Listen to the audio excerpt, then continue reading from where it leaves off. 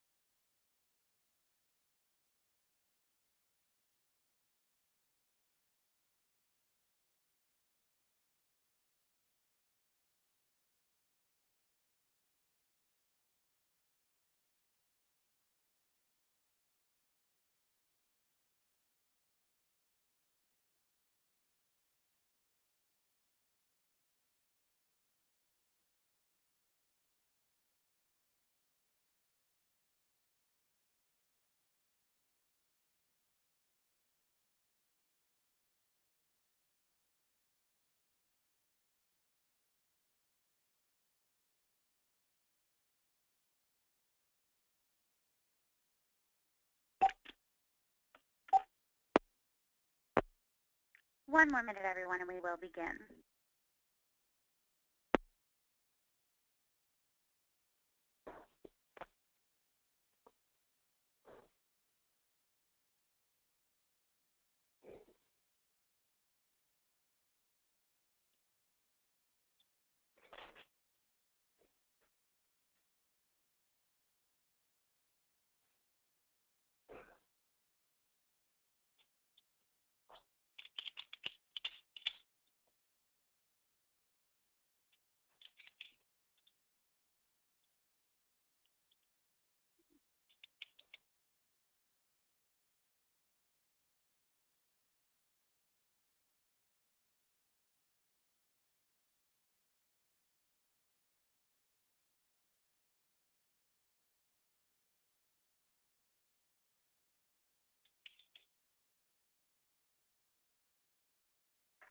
Hi, everyone, and welcome to today's educational call with ISPG. Today we have Franchise Health. We have Eli Robinson, who's going to be giving us some education on the topic of, so you want to find new franchisees using the Internet. We will be taking questions during the call, so if you've used your audio pin, I will certainly unmute you so you can speak with Eli. If you're more comfortable or able to type questions into the question box, please do so, and we will address them towards the end. Again, if you're able to use your audio pin, please we'd like to have it as interactive as possible, and Eli will be able to address any questions you may have. Eli, if you're ready, we're ready for you. All righty. Good afternoon, everybody. Thank you very much for taking a little bit of time out of your day to listen to what I hope was going to be a catchy title. So you want to find new franchisees using the Internet, although now that I'm reading it to myself on the air, it's awfully wordy. As was mentioned, I want this to be as interactive as possible. I've sat on webinars before and know that it can be difficult to interrupt people that are presenting with questions, but this is only as useful as you guys make it. If there's anything that we can answer, that I can answer about anything that's mentioned in the presentation, or there's just been something that's bugging you about franchise lead generation in general, I would certainly encourage you to take us up on the offer, because we'll put aside some time for questions at the end, but I also want to make sure that you kind of keep it as relevant for everybody as we go. So let's get started. So a brief introduction about myself. So that is my mug up there in the upper right corner.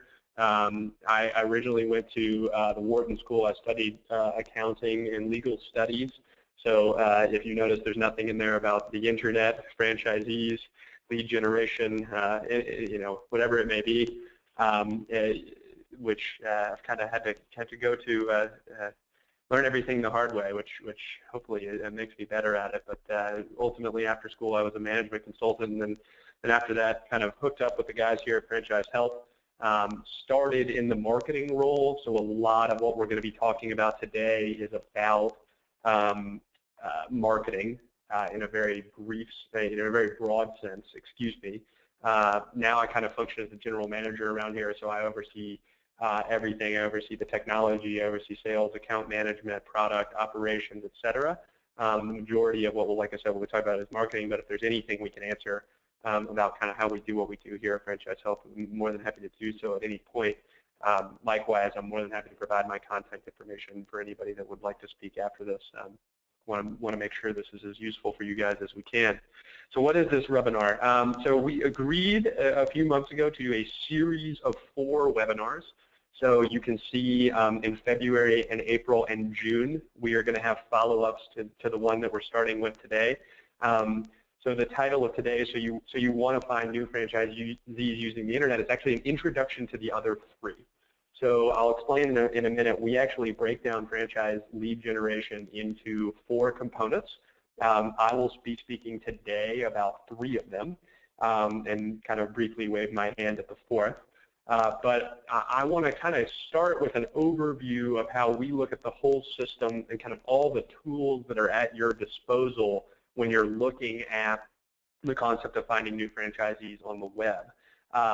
If you look at the material for February, April, and June, we're going to dig into each of those steps more in depth.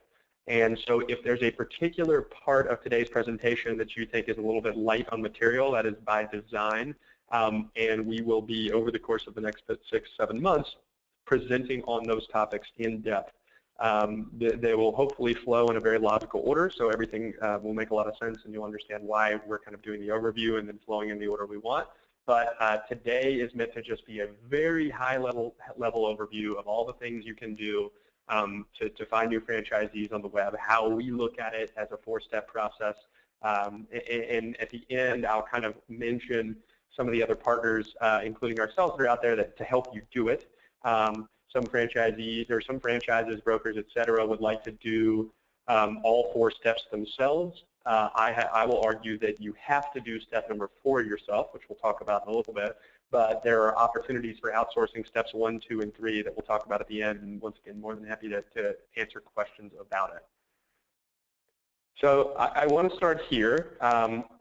So we, when I entered the industry about 2 years ago now, and one of the things that I found as I learned more and more about how franchise lead generation worked was that there wasn't a really good source for information about how it's done and how it's done correctly.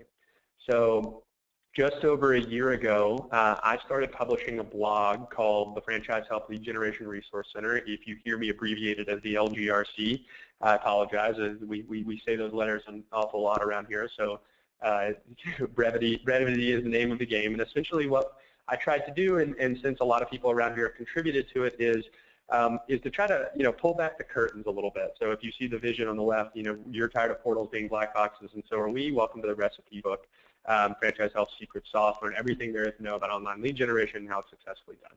So essentially what we've attempted to do, and just about every piece of material that you'll see today in the presentation can be found there, is really just have a single location where when you have a question about franchise lead gen, there's a place to go. We have articles in all 4 steps, albeit in the 4th step not as much as probably we would like, but all sorts of information that's available for you guys, and it's a living resource. So believe it or not, I actually published another article today. It has to do with step 2 about kind of how people think about branding the concept of franchising. So pretty exciting stuff for those of us that are here in the industry, and I would encourage you to take a look. The URL is at the bottom, franchisehealth.com/franchise lead generation, but this could be a much better resource for you as you go on, as you think about how you're going to do franchise lead gen for your particular concept or concepts, and you can kind of peruse it at your own leisure. It's going to be very difficult for me to distill everything that I know down to an hour. I will do my best, and hopefully won't take all the time, but just kind of wanted to let you guys know, and I believe the URL is at the bottom of every slide. So just something for you guys to keep an eye on, and we love questions or suggestions about topics. I'm more than happy to write about anything you guys would like to see. So let's get started. Like I said, at the highest level, we really break down franchise lead generation into 4 steps. If you take one thing away from this presentation or take one thing away from anything that we talk about, I think this is what you should take away. Franchise lead generation is an incredibly amorphous concept. It is something that I believe the term is thrown around all the time. Some people use it correctly, some people don't, some people change the definition. You can imagine that before the internet, it meant something very different than it means today. It means something very different for a brand that has tons of, or a company that has tons of concepts versus a company that has one, or for a consultant versus a lead generator like ourselves. It's very amorphous. So if there's one goal I have in using this as the introduction to what is going to be longer presentations about each of them, it's kind of hammering home this framework. So we'll kind of go over them slowly, and then basically the rest of the presentation is digging into each of them in a little bit more detail and kind of talking about how they work. So the first step is what I call acquiring traffic. So how to drive cost-effective, high-intent web traffic to your website. So this is really all about acquisition, right? The internet, as we all know, is full of advertisement, and there are tons and tons of opportunities for you to advertise and drive traffic to your site. Ultimately, I'm going to speak specifically about online lead generation, but there's all sorts of offline components that you can do the translation yourself. And it's important to keep in mind that it all starts with you have to acquire traffic somehow. And and I believe the next slide will talk about all the different ways, the different buckets I think about when you think about all the different ways you can acquire traffic. But remember, it all starts with actually driving people to your site. Step 2, which I call turning visitors into leads, is essentially how to get people, once they are on your site, to complete a specific action. Now, the most common action that we want people to fill out if you're doing franchise lead generation is to fill out a contact form. And in a couple slides, we'll talk a little bit about what the deal with contact forms, why are they so important. They're obviously they're ubiquitous as you look all over different websites out there. So if there are other goals as well, we'll talk about those. But really, so step 1, acquiring the traffic, and then step 2 is once they arrive on your site, we need them to take an action. We need them to do something. For those of you who are very in tune with the metrics on your site, you'll probably know that the bounce rate of your site is well over 90%. So 9 out of 10 people that land on your site are probably going to go away anyway. So what are we going to do with, do we want that number to be higher, and ultimately how do we get more people to take some action? Step 3, which I call turning leads into candidates, is how to communicate with leads. So a lot of people, you can do step 1 and 2 very well. You can get people to fill out that contact form or some of the other things we'll talk about, but ultimately, how do we communicate with them? This, I've found, is probably the area, as I look across the entire franchise spectrum, that probably could use the most work. Leads come into systems, or leads are generated by companies, and then what do we actually do? So I believe at the end we'll talk about 8 different ways you can actually communicate with leads.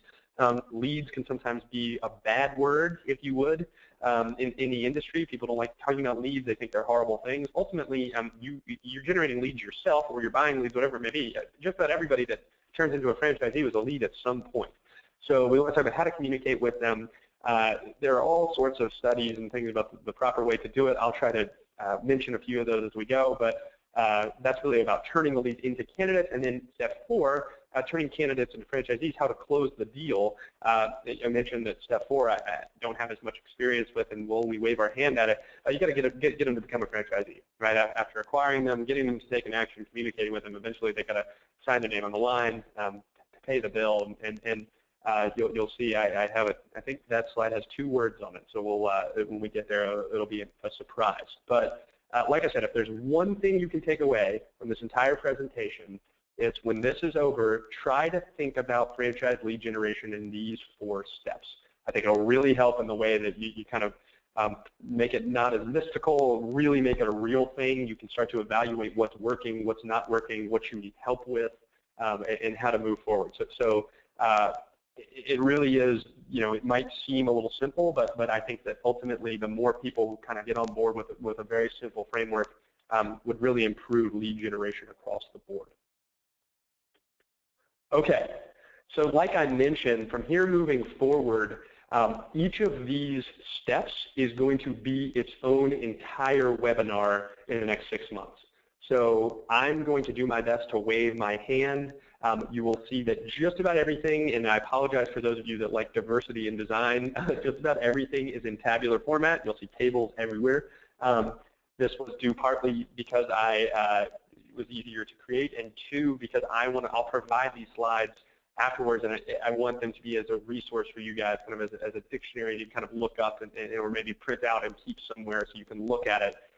It might not be as useful as we go through the slides now because there's a lot of material on them, but hopefully they're useful as time goes on and this presentation starts to kind of seep into what you guys are doing a little bit more. So let's talk about acquiring traffic, right? Ultimately, the first step of any process is you got to get people to come. And a lot of times when people think about advertising, it's kind of synonymous with acquiring traffic. Like how do we actually pay money to get people to see something? I've laid out the 6 main ways that we here think about driving traffic to franchise health. I would argue that these are kind of the 6 main things that you guys could do in terms of driving traffic to your sites. I kind of want to talk about each of them very briefly. So search engine marketing, SEM, is very synonymous these days with Google. So you're going to be buying advertisements on Google, buying keywords based on what the user is searching. So the most common thing to buy for all of us on this call, if you buy some sort of keyword that has to do with franchise, believe it or not, we're not the first. Nobody on this call is the first person ever to come up with that. So what do you guys want to buy? So if you had a brand, perhaps you would buy a branded keyword. So when somebody types in your brand, when they type in McDonald's, wouldn't think anybody from McDonald's would be on the call. Maybe they are. Type in McDonald's franchise, that you buy that keyword and your advertisement shows up. A lot of people have developed a lot of ad blindness to Google search results, so you don't even realize that there's a ton of ads down the right rail and a ton of ads at the top. That does not mean that search engine marketing doesn't work. In fact, I would argue search engine marketing is incredibly effective because people are telling you what they're looking for. So that's generally, if you know you have the ability to serve somebody looking for a specific need, we start search engine marketing. Its cousin, search engine optimization, SEO, or sometimes you'll hear me use the term organic, is the non-paid part of Google. So when people do a Google search, if they don't click on an advertisement, which most of the time, 98% of the time they do not, they're likely going to click on, a search engine result. So the things that kind of pop up, I would hope that everybody on this call at some point would have clicked on some sort of Google organic search result. And search engine optimization is about being displayed prominently as an unpaid result for the search. Now, SEM, you have a lot of control over. You pay, you get your name, exactly where you want on which keyword. SEO is not. SEO is very difficult. It's about creating a lot of authority over the course of a long period of time, and ultimately being trustworthy in Google's eyes to be displayed for something. If you want to create material for your brand, you are likely going to be the top search results for your brand. It's going to be much more difficult to be the top results for top franchises. For example, Entrepreneur Magazine publishes the top 500 franchises every year. Good luck dethroning them as the top result for top franchises. But that's generally what SEO is, and we have some material online about diving in more detail about how it works, but it is a bit of a black box, and we kind of all wish we were better at it. The third part, content marketing. So this is about presenting valuable content out there. So when you think about it, it's about kind of writing blog posts, writing ebooks, creating something like webinars. I would call acquiring, it's not one-for-one with search engine marketing, but it's all about kind of doing some branding and providing value to people. People love receiving value in exchange for their time. So content marketing is about publishing good, valuable prose that people want to read, and ultimately can, the most common trick, if you would, is in exchange for the content, we're going to give you, we're either going to drive you to a website, you have to go view this, you have to see an ad, you have to give us your contact information, whatever it may be.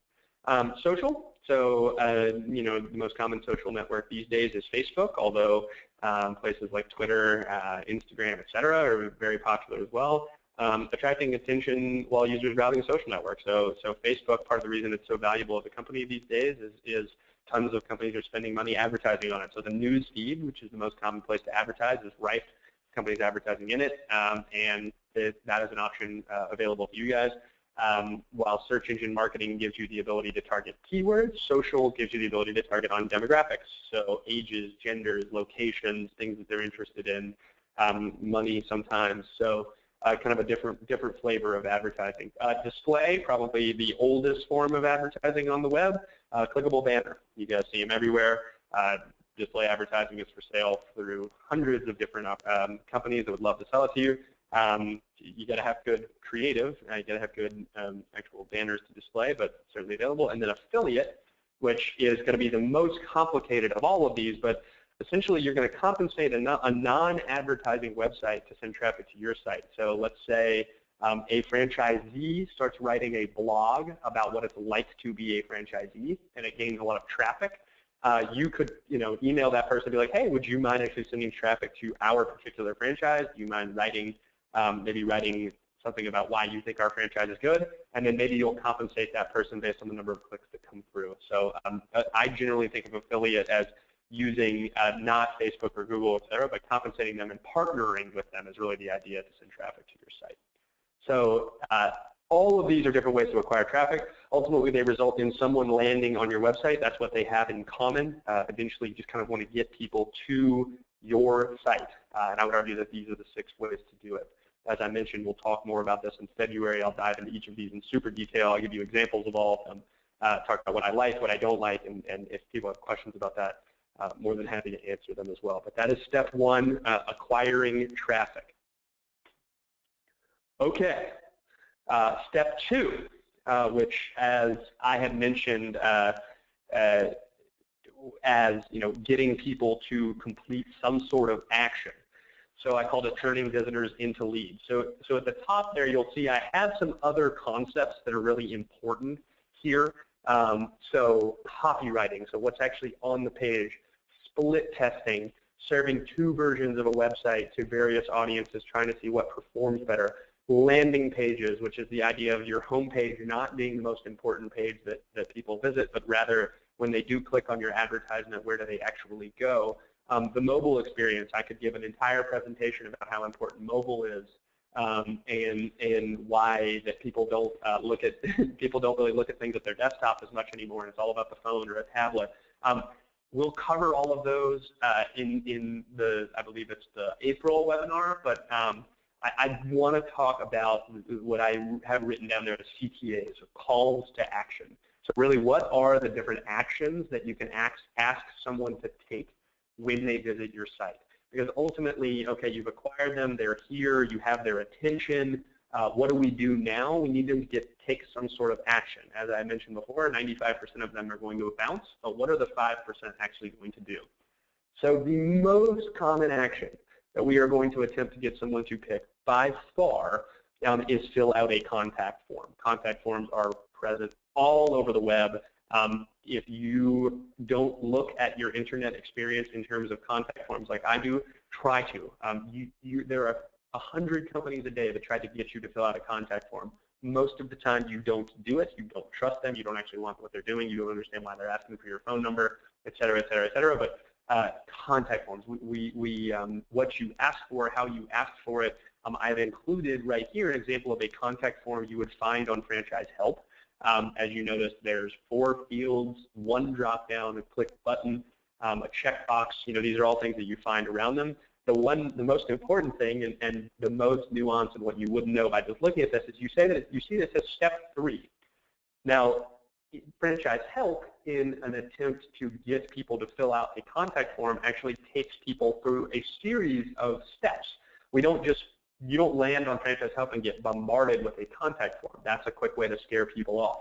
So the contact form, as you mentioned, it's the last thing. It's the coup de grace. It's what you ultimately want people to do. I think for those of you who have tried to turn visitors into leads for longer, you will know that you have to be very clever with contact forms. You can't bash people over the head with them. As I mentioned, people see contact forms on their web experience all day, every day, and so you can't just be another one of those. You really have to explain to them how you're going to provide value, what's going to happen after they fill out the contact form, Why do we need all these fields? It's very easy to ask for less. As you see, there's no, one of my big pet peeves, there's no city and state. There's only zip code because you can back out zip code or city and state from zip code. So hey, we get to save a field. That's a really important thing. But contact forms are generally the ultimate goal that people are looking for. However, they are not the only thing that that you will ask people to do. I wanted to give you guys an example of, franchise lead gen is not exclusively about filling out a contact form. So here are 4 other things that you may try to get people to do when they are on your website. So the most common, I've probably gone from most common to least common, is phone number. Like, why don't you just call us? It becomes more and more popular kind of on a phone that has clicked the call, but ultimately, if you're filling out a contact form is going to end up in a call anyway, why don't you try to skip that step and just have people call you? Some people really like having their phone number out there and want to be called. Other people try to hide it. They don't want to be called. They'd much rather people fill out the contact form, but keep in mind you can drive people to a website trying to get them to call you. Ebook, webinar, or other gated content, so take the guesswork out of franchising. You see a call to action on the right-hand side that we have about an ebook that we wrote. Generally, you're going to exchange, we'll say, an email address for the right to view that content. Quite ironically, I'm assuming everybody on this call had to give their email address in exchange to listen to this webinar. It may have been subtle. You may have thought that this webinar was like really exciting and you wanted to listen to me talk for 40 minutes, which I appreciate, but ultimately it was a trade. You gave up a piece of information in exchange for the right to something. We usually call that gated content. So that might be what you try to get people to do. Live chat. A lot of websites are using live chat these days, and instead of kind of filling out a contact form, why don't we just start the conversation right now? You see on the left there an example from a company called Olark that say, let's just start talking. Ultimately, maybe you can get their contact informed later, but maybe they have a few questions about franchising or your brand that you can kind of answer right there on site. Very, very popular CTA.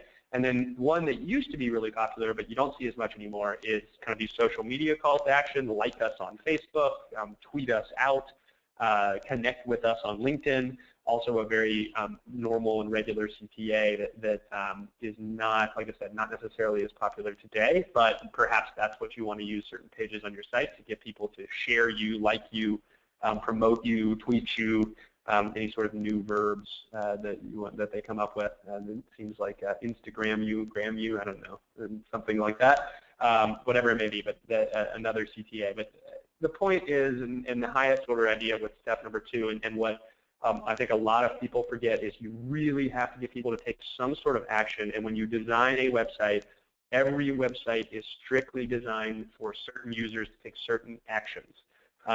Education is really important, but why are they getting educated? They're getting educated because blank, right? Think very, very long and hard about what action you want people to take and design an experience uniquely to incentivize that action to be taken. Action, action, action. More content just for content's sake, or oh, our website needs a redesign because it looks old-fashioned. All of that stuff is kind of going to be far less effective unless we're very clear-minded about what are the actions that we want people to take. And as I had mentioned, I'll go back one slide. The most common action that you want people to take is fill out a contact form. All right. Step number 3. So I think we're about 2:25 right now. I'll try to spend about 15 more minutes and then leave 20 minutes for questions if I do this right. I apologize about the next 2 slides. They're very copy heavy, and I will only kind of talk about the left and the right-hand column. I'll let you guys kind of like read the descriptions yourselves. Okay, turning leads into candidates. As I had mentioned before, I think the franchise industry as a whole suffers the most from weakness here. They can get the leads, but then ultimately kind of getting the leads to communicate with brands or the consultants or whatever it may be, and can be very difficult. I lay out, I believe it's 8 or 9 different ways people can communicate with franchises and franchise communicate with leads, some of which I argue are vital, so should you do its category, others of which are an option, but we don't necessarily recommend it. Okay, so let's start at the top. Email autoresponder. I mean, it's a definite. as soon as someone becomes a lead, as soon as you get their email address, you should start communicating with them immediately through an autoresponder. Hey, thank you. Thanking them for their contact information, letting them know what to expect. Email autoresponders, although are mostly ignored by end users, it's very important to establish the credibility, to establish that you will be communicating them, and ultimately, like I said, to lay out what happens from here. Every email address that is provided to Franchise Health, of which I think, and Tim's not here, but it would be tens and tens of thousands a month, receive an email from us in very, very short order, because we want to let them know that we're real, we're here, here's what we expect from them, here's what they can expect from us going forward. So email autoresponders almost certainly need to be a part of whatever flows you guys have. Warm calls. So I'll call, I usually use the term warm call as a scheduled call. So what generally happens here is you're trying to communicate with them as to their availability. Sometimes that's done by email, sometimes it's done by text messaging. There are calendaring apps. We use a particular app around here called Calendly. Trying to schedule a time. A warm call isn't necessarily someone who's heard of you, because I don't like the idea of cold call being someone who's never heard of you, but warm call being, hey, let's schedule a time and let's hop on the phone. You maybe should do it. It's difficult to do. It takes a lot of time. We talk about it a lot around here. If you want to schedule time to talk to somebody, that's going to take a number of days, much less actually getting them on the phone and trying to figure out whether or not they're available. But the warm call is in contrast to the cold call. Now, I don't use the term cold call from the idea of having a list of 250 phone numbers in front of you and just banging them out and just going down, call. I look at cold calls as the idea of calling people who are expecting to hear from you on your time. So a cold call just being like, hey, I know this person wants to hear from me in the next 24, 48, 72 hours. I tried to call them last week. I didn't get hold of them. That's what I call a cold call. Like I said, it's not the old school cold call. I think that in general is not a particularly good way to reach people anymore. Some people use it, but you should probably be doing this, right? This is the best use of someone's downtime if they're not personally emailing with someone, if they're not setting up time to speak, if they're not actually selling. This is probably what they should be doing. They have a list of phone numbers and email addresses, whatever, that people are expecting to hear from them.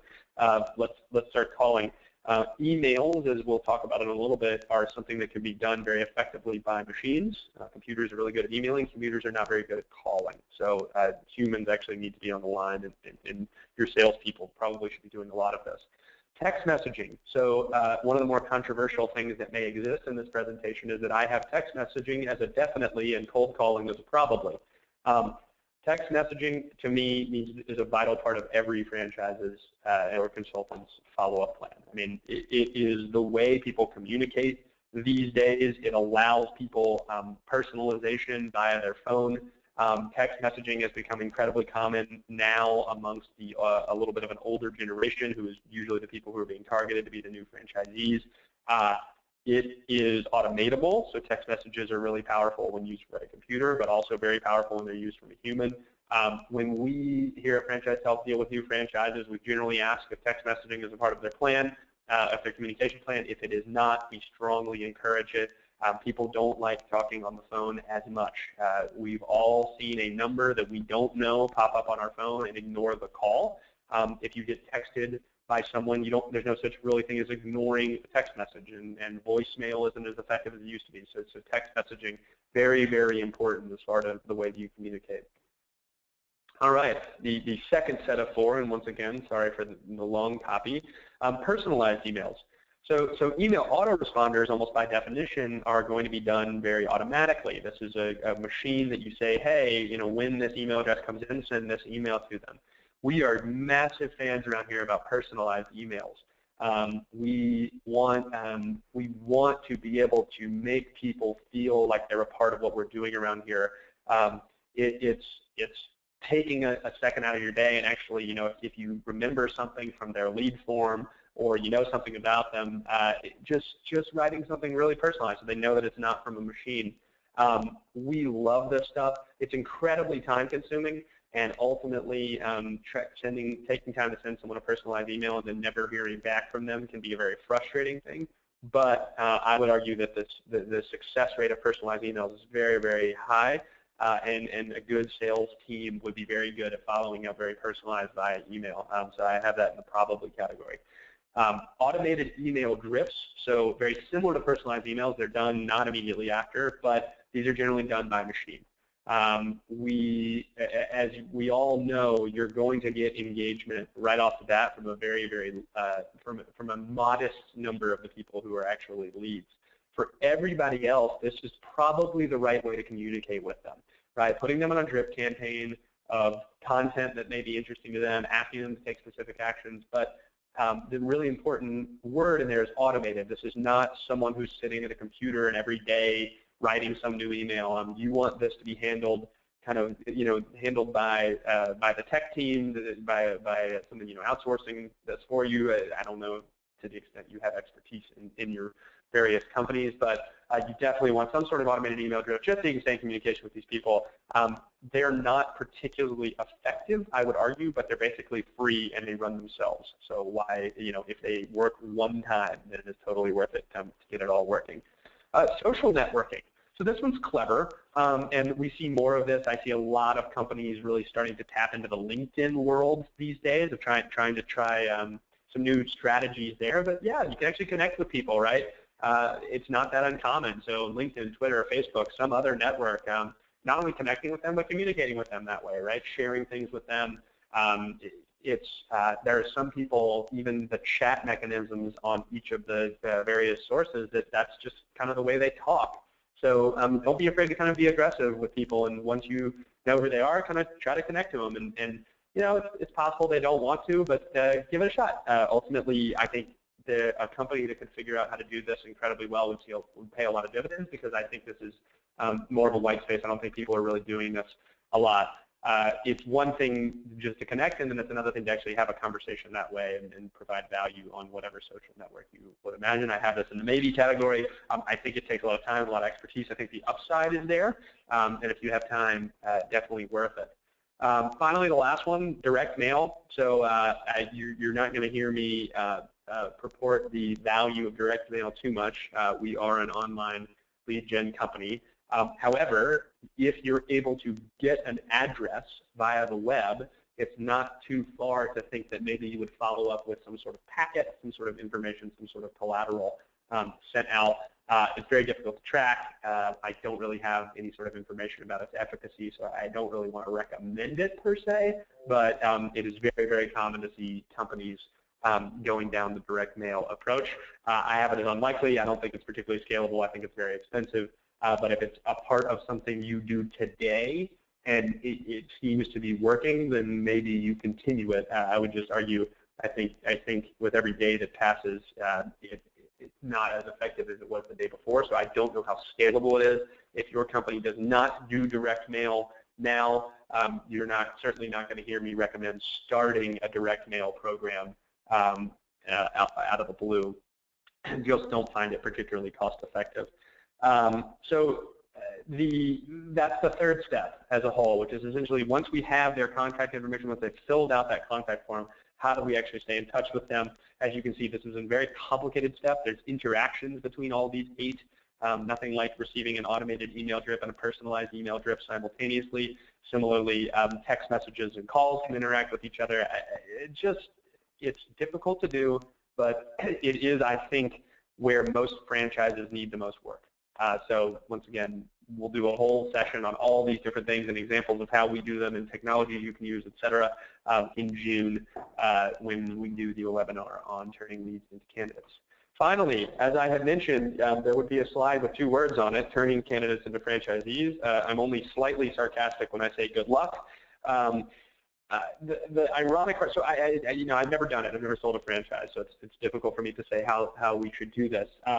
The one thing I would say about turning candidates into franchisees is I think most franchises are better at this than they think.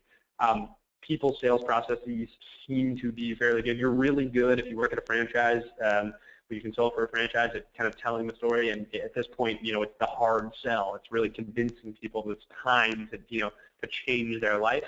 I think most of these are optimized pretty strongly. I think when we see numbers, which we see occasionally of people coming through these various flows, generally the conversion rates, they want better lead quality, but they're pretty happy with their ability to actually turn, once someone's serious, to actually close the deal and get them to do that. If anybody has any great stories about how this part of the process can be humorous, we certainly enjoy them around here, although franchise help, we're certainly not experts. Okay, I would be remiss without talking about options for outsourcing lead gen. As you can see, one of these is a little bit bolder than the other. I'm not going to promote ourselves too much, but basically want to let you know you don't have to do it all yourself, right? The wrong thing to take away from this presentation would be, oh my gosh, I have these 4 steps, they're incredibly hard, I don't know, and kind of get frustrated by the whole thing.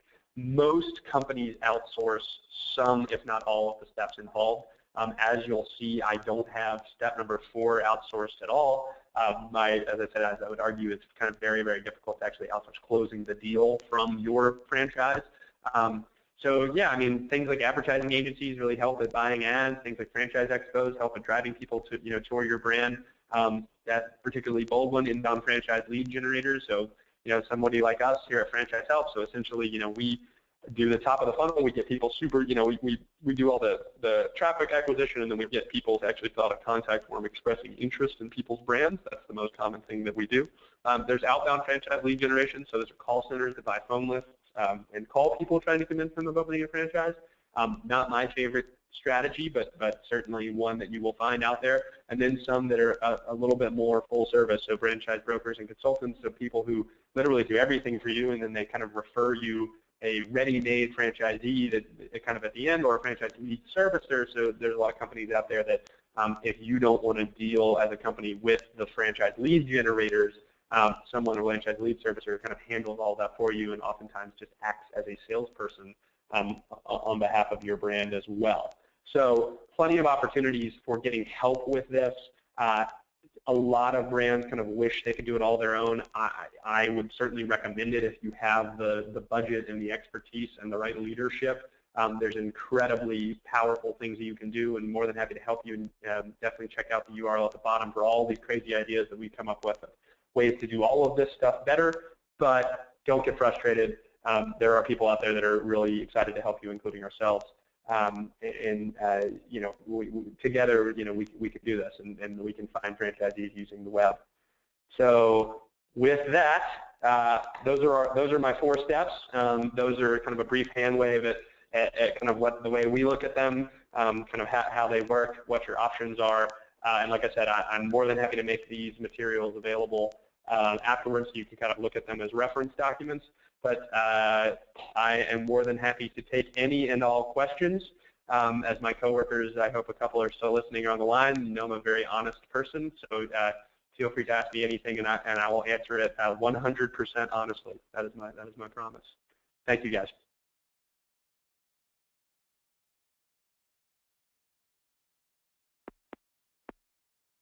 Thank you so much, Eli. That was wonderful. We do have one question for you, and we can start that off. I will try to unmute John right now and see if we can get him speaking. John, are you able to hear us? Yes. Excellent. Eli's here if you'd like to go ahead and voice your question. Yes. On your opt-in page, do you feel like it's beneficial to have what is the best way to contact you? I generally don't. So we'll talk about this a little bit when we're in April, when we do step 2 a little bit more in depth. Most people are finding you via some sort of mobile device. And one of the weird things about contact forms, and one of the things about any sort of opt-ins, is they don't necessarily translate very well to the mobile world. Mobile, people don't really like typing on their phones. People don't really like answering things on their phones. Yet the majority of the people that are coming to find you are coming that way, and with every day that passes, they're coming more and more from that way. So I try to simplify, and when we talk about what our opt-ins actually look like and what those forms look like, I try to make them as simple as they possibly can. So one of the things that you didn't see on that slide, as I go back, I have an example here of one of our opt-in forms. Our most common opt-in form is actually not even, doesn't even have 4 fields. It's just 1 field at a time, because we found that just making things super, super simple for people is much easier. It's ultimately the responsibility of who is getting opted into to put the full court press on actually getting that person on the phone. Be it, and as we talked about in step 3, if you got an email address, you're probably going to try an email autoresponder, a personalized email, and an automated email drip. If you got a phone number, you're probably going to be trying text messaging, phone numbers, text messaging, warm calls, and cold calls. And if you got their name, you're going to be trying social networking. So you're going to give this so much effort anyway. Once somebody filled out this form, you would have spent so much money to get them that I generally don't ask that, because I'm going to do everything. And it just makes the form more cluttered, and it's just another question for them to ask, or another question for them to answer on their phone, which they ultimately don't like. But that is we're doing it at a very, very, very large scale. So a lot of that is also we kind of have to do it that way.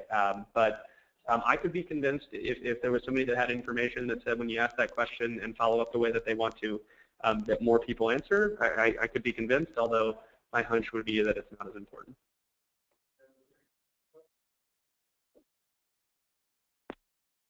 Great, Eli. Thanks so much. Does anyone else have any other questions right now, or John, any follow-up questions for Eli? Wait 1 or 2 more minutes, see if anything is typed in. Sure.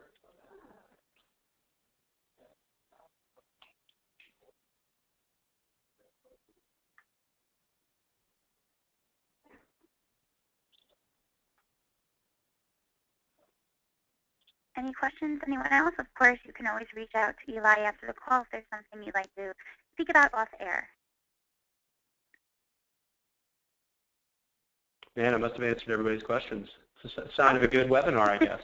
It was a very good webinar. Give me 1 second. We do have one other question. Let me see if I can unmute another gentleman, John, and speak directly to you. John, are you there? Yes, I am. There we go. Go ahead. Yeah, what are the most common search terms used by franchise candidates? So there's that's a great question. So the funniest thing we ever see is something called the franchise phrase match. So there's a certain way that you can buy ads on Google where you can basically say, hey, match me to any search that has the phrase franchise in it. So you can, the most common thing are people who just search franchise. And you can kind of match that. As you can imagine, just about everybody's trying something along those lines.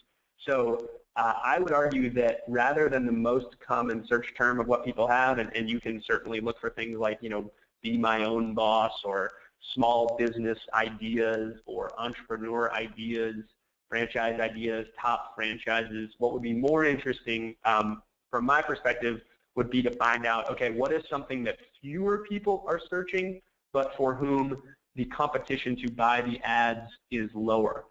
Search engine marketing is an incredibly crowded space. Think about how many different companies are positioned to buy the most common keywords. So, so one that may, I'm just going to make this up, franchises for stay-at-home moms.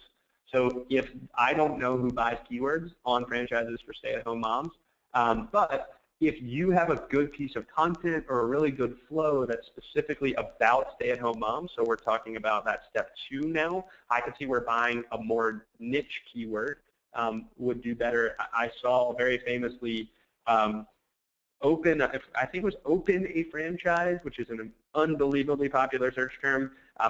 The UPS store was buying it and was trying to get people to open up franchises via the Open a Franchise search term, which is just amazing to me. Like when, because lead generators like Franchise Help are buying it, consultants are buying it, companies are buying it. It's such a different concept if somebody searches Open a Franchise to be surfaced by a Franchise Help ad versus a UPS store ad. And it was very eye-opening to me that when we started kind of altering our SEM strategy towards more about niches as opposed to kind of what are the most popular and what people actually want to see. Thank you. Wonderful. Any other questions? anything typed in so far.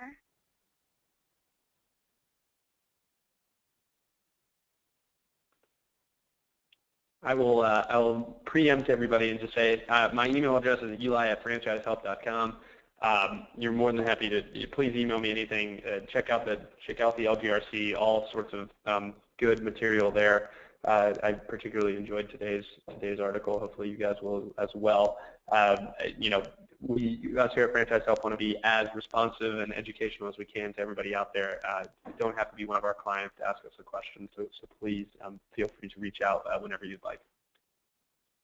Thank you so much. We really appreciate it. Again, everyone follow up offline if there's anything specific you'd like to speak to Eli about.